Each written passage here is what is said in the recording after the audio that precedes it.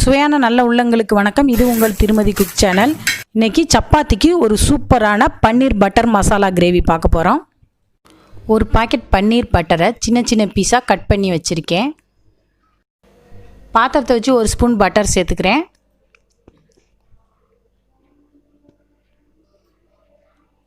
நூறு சின்ன வெங்காயம் சேர்த்துக்கிறேன். பொடிசா நறுக்கி நல்லா அதோடு சேர்த்து நல்லா வதக்கணும். கருவேப்பிலையும் சேர்த்து நல்லா வெங்காயம் வதங்கிருச்சு. ஒரு துண்டு இஞ்சி, ஒரு கூடு பூண்டு பேஸ்ட் ஆக்கி அதையும் அதோடு சேர்த்து நல்லா வதக்கிடணும்.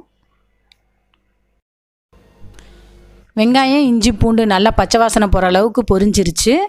இப்போ 2 தக்காளியை மிக்சியில் அரைச்சி வச்சுருக்கேன். அதை அதோடு சேர்த்து நல்லா கொதிக்க விட்றேன். தக்காளியோட பச்சை வாசனை போகிற அளவுக்கு அதுவும் நல்லா கொதியணும்.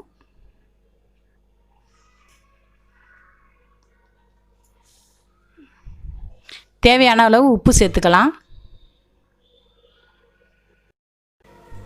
நல்லா கொதிக்குது. ஒரு ஸ்பூன் மிளகாத்தூள் சேர்க்குறோம். ஒரு ஸ்பூன் மல்லித்தூள் சேர்க்குறோம். ஒரு ஸ்பூன் மட்டன் மசாலா தூள் சேர்க்குறோம். நல்லா மிக்ஸ் பண்ணி விடுறோம்.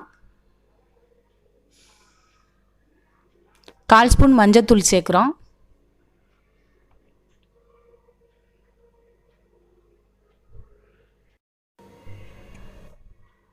கால் ஸ்பூன் சீரகத்தூள் சேர்க்குறோம்.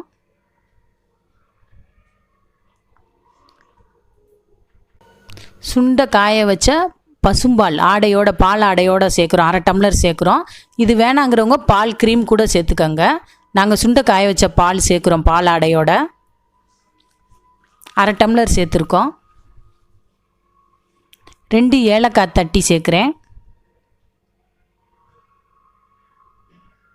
பிரியாணி மசாலா தூள் 1/4 ஸ்பூன் சேர்க்குறோம்.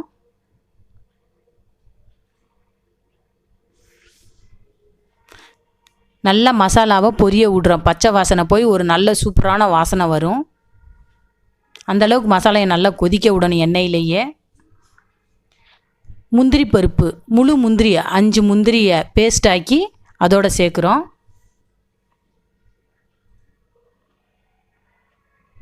அதுவும் நல்லா மசாலையோடு மிக்ஸ் ஆகி நல்லா கொதிக்கணும்.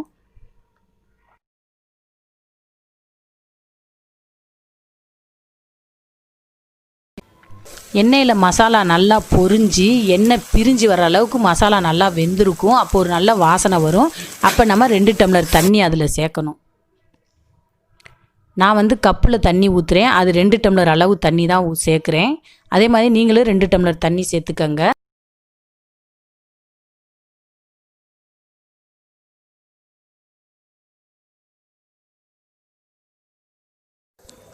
மசாலா நல்லா கொதிக்கும்போது கட் பண்ணி வச்சுருக்க பன்னீர் பட்டரை அதோடு சேர்க்குறோம்.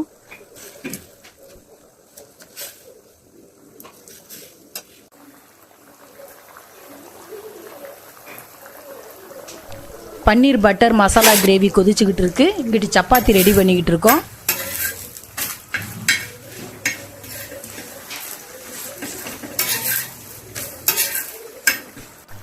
கிரேவி பக்குவத்தில் வந்துருச்சு. பன்னீர் பட்டர் மசாலா கிரேவி ரெடி ஆயிருச்சு. நறுக்கி வச்சுருக்க கொத்தமல்லியை தூவி இறக்கிடலாம்.